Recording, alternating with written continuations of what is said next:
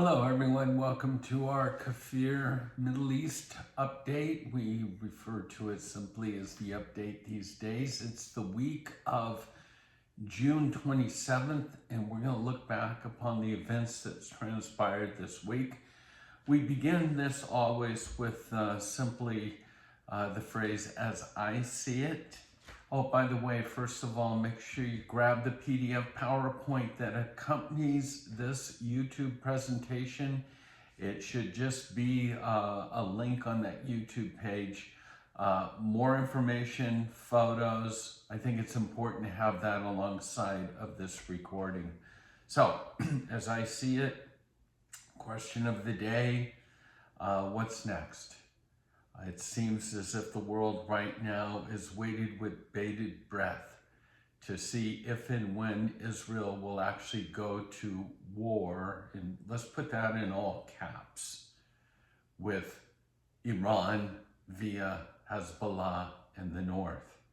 All eyes are no longer on Rafah, that social media craze, all eyes on Rafah, but all eyes now are on Beirut.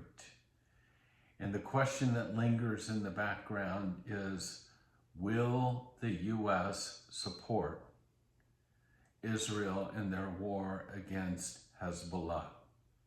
And so that's what we're going to be taking a look at this week. The news is filled with this subject. And once again, we'll just give you perspective. Our news bites this week, Netanyahu and President Herzog have threatened Hezbollah during border visits. The defense minister, Gallant, has basically said, here's the bottom line. The IDF can take Lebanon back to the Stone Age. Benny Gantz, who dropped out of the coalition and is waiting in the background, some see him as really the proxy, the American proxy, or who the Americans would like to see in control. But as a former defense minister, Gantz said, 3 days and we can wipe out the Hezbollah army. Interesting. The U.S. realizes that Israel is about to attack, and it's now telling its citizens to leave Lebanon.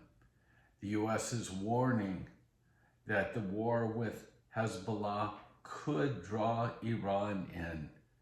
And if that's the case, complete regional war, and we know that Biden does not want boots on the ground, and that's why it's the big question, how much support will the U.S. give to Israel if and when they go to war? Just in, it seems like, everybody's like pushing this before the ultimate war. Let's see if there can be a diplomatic solution or whatever. And Israel is not so much caving, but one of the things they have put on the table is they're pushing for the creation of a security zone within sort of a range of 5 kilometers inside of Lebanon. There are foreign reports that the Iranian Revolutionary Guards have begun pouring thousands of troops into Lebanon from Syria, from Yemen, from Iraq, as well as Iran. Again, Israel's moving their troops as much as they can from Gaza to the north. We see them already on the borders arriving, and now we see the other side of the border. We just mentioned thousands of troops pouring in. And then also, this is our news bites. Big decision in Israel about the Orthodox, the Supreme Court, and Israel's ultra-Orthodox community, according to the Supreme Court, now must enlist in the IDF and shoulder an equal part of the burden. Again, the key to Israel's success, survival, is unity. And this is another one of those items that can divide Israel. Many believe that the Orthodox, when it's all out war, need to do their part. There are Orthodox in the IDF, and I just watched a video yesterday of one of the former IDF soldiers, obviously deeply religious Orthodox, and he's talking about creating Orthodox brigades, because the key is that when the Orthodox go in, what their concern is what's going to happen to those that are classified or seen as Orthodox once they have that experience in the IDF, loose morals in their minds or whatever. And so is it possible to have a battalion of Orthodox? And there's already a few, and I think more to come. So the next war, these are our articles for this week. The next war, you know, you cannot really compare what's ahead of Israel to what's taken place in Gaza.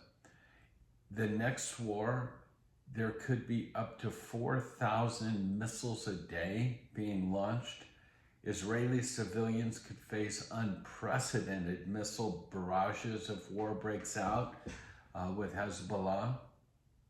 This would lead to days without electricity, cell phone reception, medication. Hospitals could be overwhelmed. The idea is that Iron Dome is so effective, but a massive amount of rockets being launched truly can overwhelm the capacities of the Iron Dome. Again, all these things that are taking place, telecommunications being taken out, power supplies, distribution of medicines.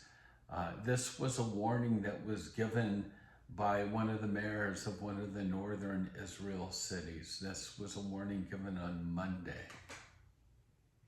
So, like I said, you can't compare it to what's taken place in Gaza.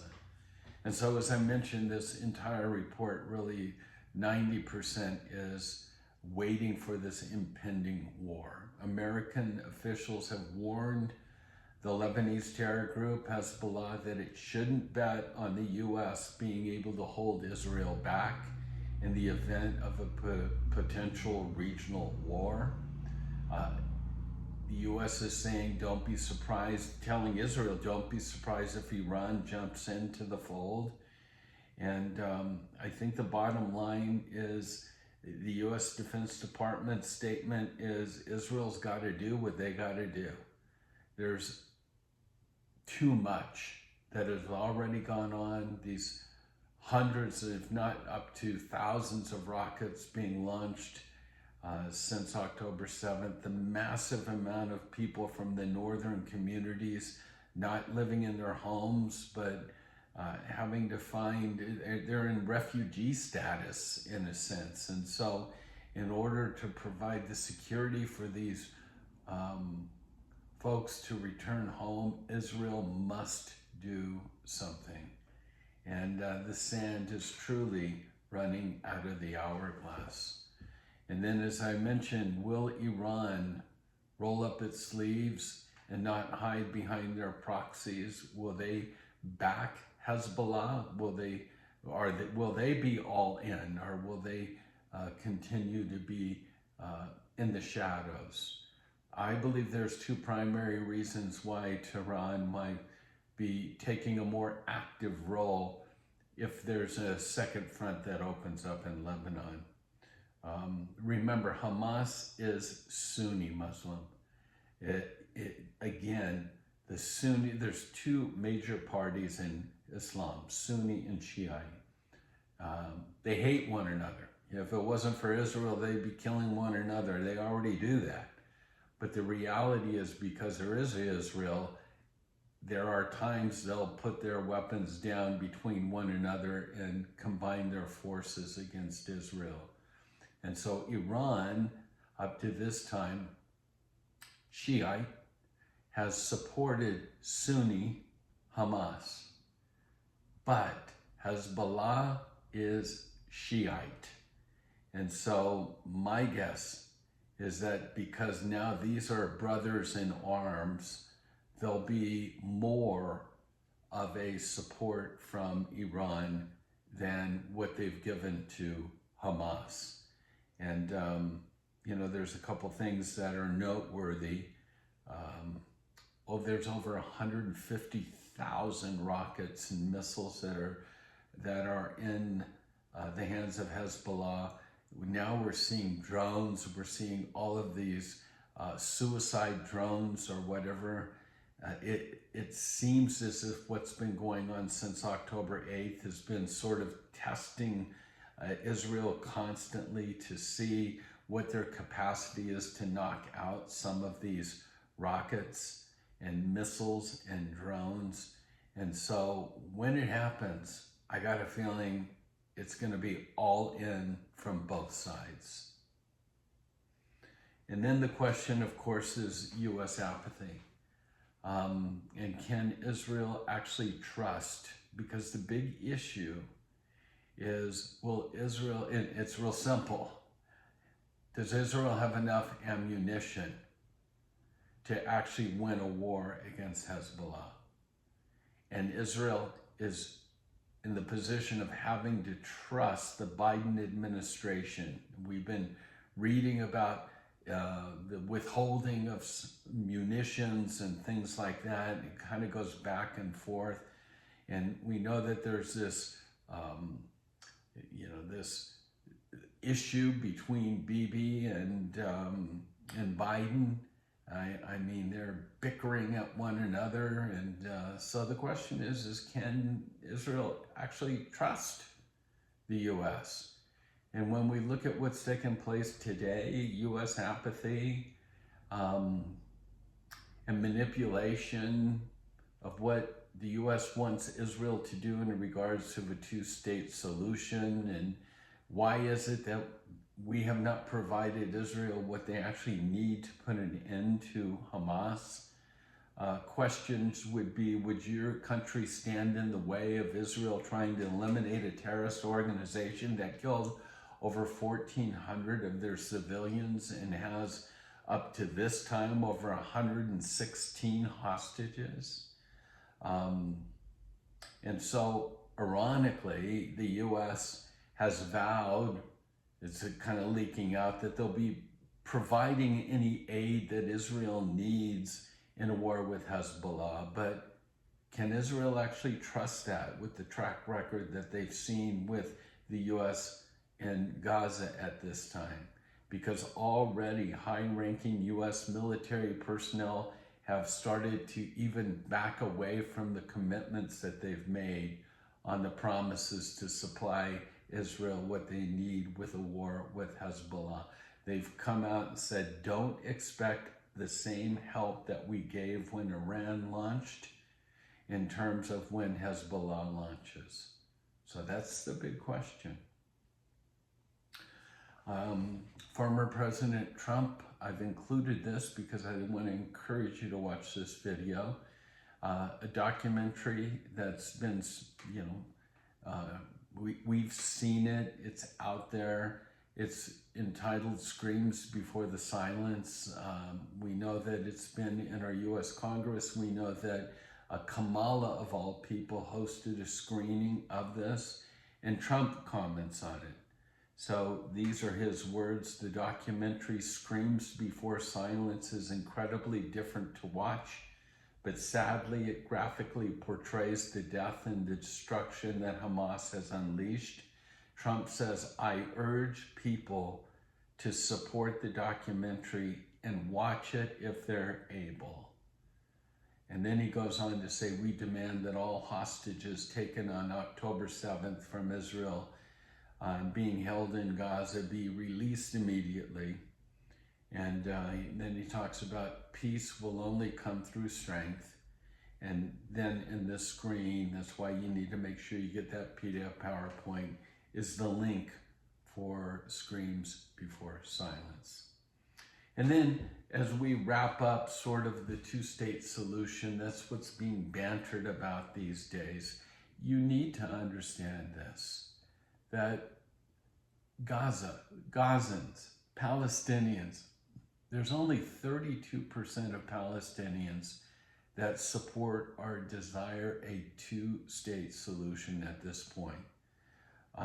Basically, 65% of the Palestinians are opposed to a two-state solution. They want a one-state solution. If you listen carefully and you understand what they're saying, from the river to the sea, Palestine shall be free. The one-state solution is to eradicate and annihilate Israel. They're not interested in a two-state solution. And then finally, really a photo at the very end. This is from our friend Moshe, who's, hosts us when we're in Israel at Shorshim, an Orthodox Jew. But I saw this on his Facebook page and caused me to see the reality that's taken place in Israel today. And so, again, a photo of IDF reservists, the battalion 8208. Those that are in black and white are no longer with us.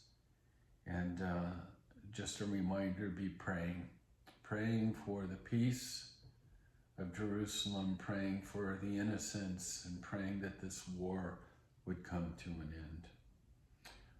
And then again, an ad that we've been giving to you each week. We are going to Israel. We are going November 7th through the 17th. We call this tour, which I am very excited about, the land, the people, and the King. And we want to encourage you to pray about joining us, because at this time, Israel needs friends and not just visitors. So please take a look at the information, get back to us, and let us know if this would be something that you would like to participate in. So with that, God bless you all, and shalom.